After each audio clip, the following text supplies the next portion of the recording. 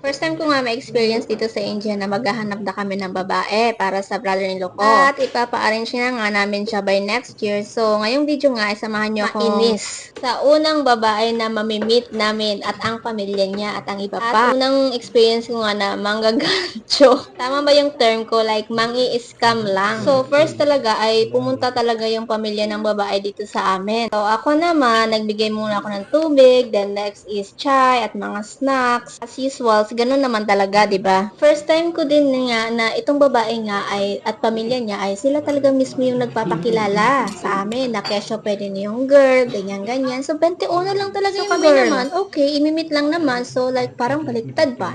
Parang naghahanap talaga sila ng lalaki. So, ayun na nga. Usap-usap yan sila, pati sa asawa ko at sa akin. Kesyo, paano daw yung routine dito sa bahay namin, since tatlo lang daw talaga kami. Tinatanong din nila yung household chores ko, dahil foreigner daw. Like, ano akala nila sa akin? Diba, like, what? Malamang, sinabi nila na ako yung nag-handle sa lahat, ganyan. Ayan, ang dami nilang pag-uusap tungkol sa mga work, anything, basta tungkol sa background namin, ganyan. So, ayun na nga, nilipot nila yung bahay namin. Tiningnan nila yung hanggang taas, terrace. Ayun. Sabi nila maganda daw, ang linis. Malamang, Pinay yung naglinis. Buti na nga lang talaga tinulungan ako dyan ng asawa ko na mag-serve. Na dapat ay andun siya nakikipag-usap. Tapos ayun na nga, gustong-gusto talaga nila ng pamilya ng babae yung brother-in-law ko. Lalo na talaga yung nanay. Like, akala siguro naka-jackpot. Kasi nga mga ako talaga gumagawa lahat dito sa amin. Tapos maha sila sa bahay. Maganda daw kuno. Then ayun, okay na. Umuwi na yan sila dyan. So, kami naman ay sinabihan din kami na pumunta din doon sa kanila, sa bahay. Actually, sa relatives lang din talaga namin since sa ibang city sila. So, pumunta lang sila dito sa indoor for temple and for this nga sa lalaki. Napapunta kami doon kasi nga andun yung babae. Ayan na nga, what the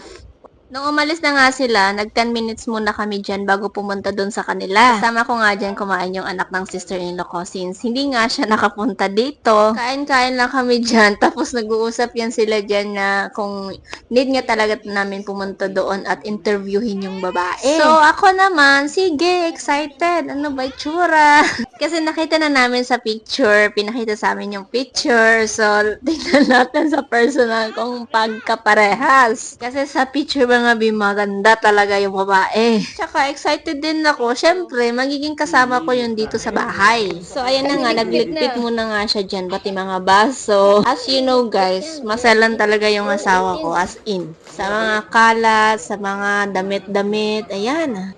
Ayan nga yung brother-in-law ko na nasa unahan nga. Nakikita nyo naman siguro sa mga videos ko, kasama ko yan siya sa Reels. Pero hindi talaga yan siya gaano matangkad. Pero singer yan. So ayan, pumunta na nga kami doon sa side ng babae at nakita na nga namin yung girl. Mga ang layo talaga sa picture in person. Maganda talaga siya sa picture. Pero, iba talaga sa personal. Basta. Then ayun, nag-usap yan silang dalawa, interview. So hindi na nga ako nag-video doon kasi nga bawal. Bawal nila. Like private pa kasi nga pakilala pa lang naman. Tapos ayun na nga, wala pa nga, pakilala pa lang naman, 'di ba? So nag-demand agad kasi nga, guys, first talaga ang tinatanong ng brother-in-law ko at ng asawa ko is ano yung tinapos. Kasi guys, ayaw talaga nila ng uneducated. And dapat marunong talaga sa English. Kasi nga daw andito na ako, then ayun, sinabi na hindi siya tapos, 12 lang daw, tapos ang gusto daw niya is after kasal is mag-aral siya. So ako naman, what?